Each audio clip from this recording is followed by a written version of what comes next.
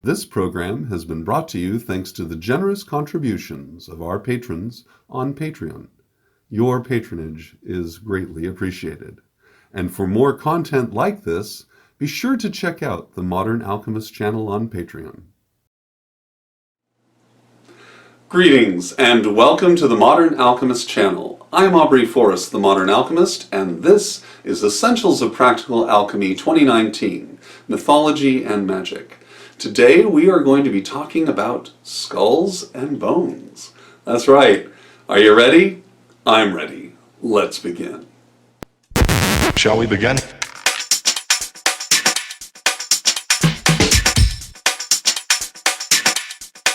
Let's begin now.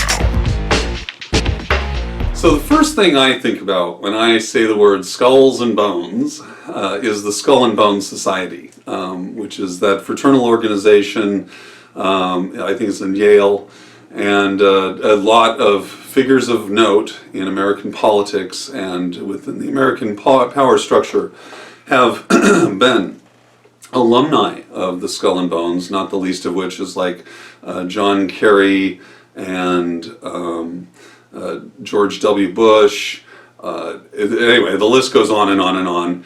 And it causes, for a lot of people, a lot of apprehension. And they're like, wow, what is all this about? And of course, those who are literally uninitiated in any form of esoteric or occult, ceremonial anything, when they hear about what they're meant to do, and they see it dramatized in the Matt Damon movie about the CIA, people get nervous because they just don't understand. And probably the thing that most people don't understand more than anything else is the symbols of skulls, of the skull and bones, and what that is all about. Why are skulls so scary? Why is it that when you see a skull, you think to yourself, and you think death and horror and some kind of dangerous thing that will probably be associated at one level or another with mortality? Well, the real reason is clearly because most of us in ordinary practice never see the skull or bones of your body or anyone else's body. To see it, to actually see someone's skull or bones, means they have endured a catastrophic injury, and you're looking at what's left over because their face is scraped off, right? Now you're seeing the bones underneath. Or their bones have broken, and now they're breaking through the surface of their body in some horror, presentation. But almost always, when we see that, it has to do with someone either on their way to death or dead already. And us dealing with mortality is something that, causes great fear, right? None of us are really comfortable with the idea of, hey, one day I'm not going to be sucking air anymore. Well, that is the most superficial interpretation and understanding of what a skull or bones are really about. There's a TV show that was running for well over 10 years, Bones, and she's some kind of forensics person who works with the FBI, and she deals with human bones all the time, and they use science magic on the show repeatedly with their computers and stuff like that to uncover murders, right? The thing that's beautiful about that show is that it helps deconstruct the horror of seeing a bone, and they place it into another thing, that this bone represents something else. And what the bone represents is the underlying foundation of the person in question. When you see a skull, what you're seeing is, remember we had spoken in another class about the face, the soul in ancient Egypt. And so the face is the outward expression of the soul.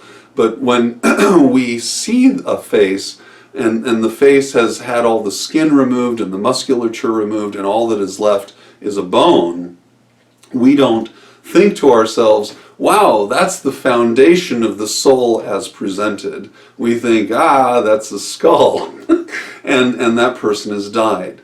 Well, the idea of a skull then as foundation ties us to creation.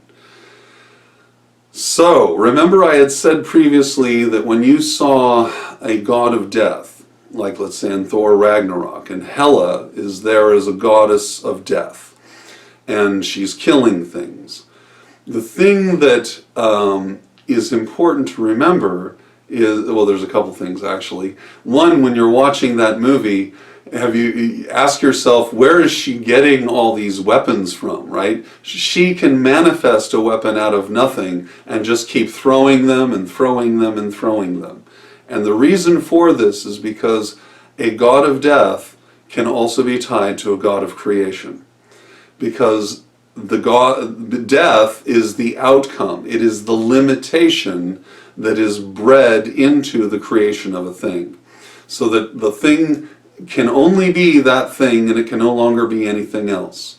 So in our discussion of a cognitive thought form, when you are creating a thought form in your mind, that thought form can mutate and change and modulate until at last it reaches a kind of rigidity, and then you as a person take that abstract idea and you put it on paper, or you sculpt, or you create a motor or an engine or an invention or a painting or a portrait, but it begins here and then translates out through your hands to the real world around us, right? To the world that we're experiencing. And in the same, but you've given it a limitation. You've prevented it from being anything else. If I'm thinking in my head a car, and then I draw a car and I draw a Chevy Nova, that's a Chevy Nova. There's nothing else. It's a Chevy Nova. It's not a a Corvette. It's a Chevy Nova. And that car has its limitations, and it will only go so fast and it'll only look a certain way. In the same context, then, I'm fulfilling the role of a creator god, because I'm making that drawing and creating that vehicle, but I'm also creating the function of a god of death by creating limitation to that creation, and the fact that that creation can only endure for so long.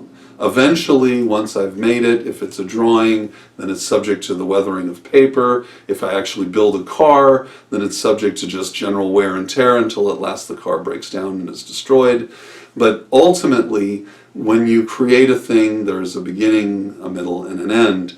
And the idea of the skull and bones as part of that lends itself to the understanding that then the bones represent the foundation, which is the beginning and middle, and when you see them exposed, it is the end, right? That is the end of that creation.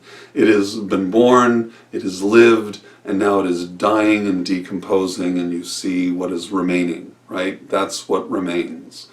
So, when we examine then a skull and or the skull and bones, then it is important to recognize what we are seeing then is a presentation of foundation. So the Society of Skull and Bones say what they're doing when they use the symbol of the skull and then the crossed femurs, we'll talk about those femurs in just a second.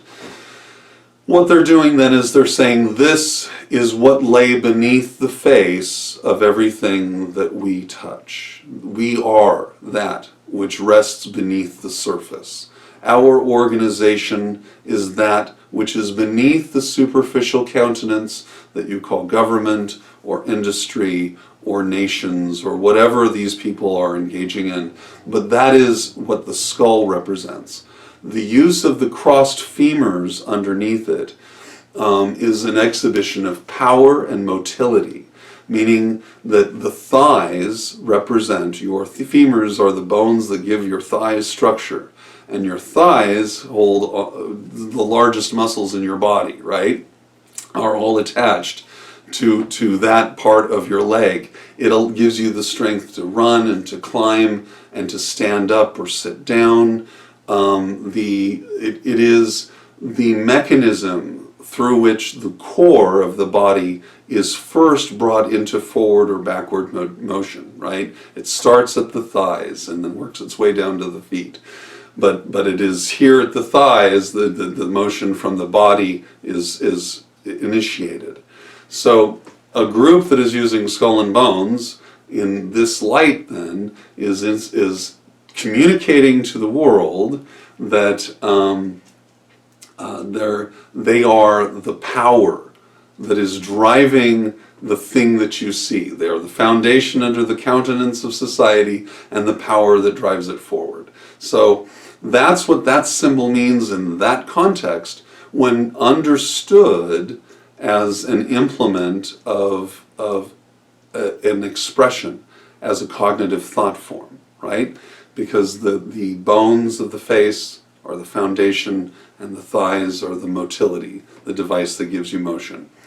So when we begin to talk about and use the skulls like the ones that I recently purchased, and we begin to look at these guys, okay, it's important to recognize that we're not necessarily looking at something which is dead, but something which has been given structure, and that structure is beneath the surface. That it is the thing that provides the shape to everything else. So that is what the use of skulls and bones is about. When you see it employed, let's say in piracy, you have to remember that the traditional pirate flag that we see with the skull and the crossed femurs was not actually broadly used by pirates of the time, but it definitely is indicative of the fact that those groups which also use skulls and bones, like for instance Freemasons, or God, there's so many really, that employ the use of skulls and bones as a means of expressing what they're doing.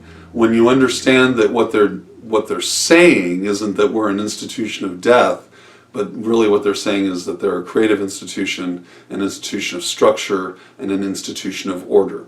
The final association with the skull then brings us to Saturn, because Saturn is associated with death, Saturn is associated with harvest. That's why when you see depictions of Saturn, you might see a sickle, and you might see a person clad in black, and their face or countenance is a skull, right? And bony hands are displayed or something. The idea of understanding that all of this corresponds together and meshes together beautifully will help you to use this as a cognitive thought form to understand other things when you see this employed. Because Saturn is the ultimate structure giver. Saturn is the lawgiver. Saturn is the one that determines, mythologically speaking, how things are and how things will be, because it fulfills the function of the creator god Brahma, right? And so any time that you see the implements of creation, those implements are tied to the astrohistorical person of Saturn, which are tied to the idea of death, but also life. So that's it. That's what this is all about. And you have no need to fear the use of a skull or bones. You have no need to look at them and go, wow, that's grotesque.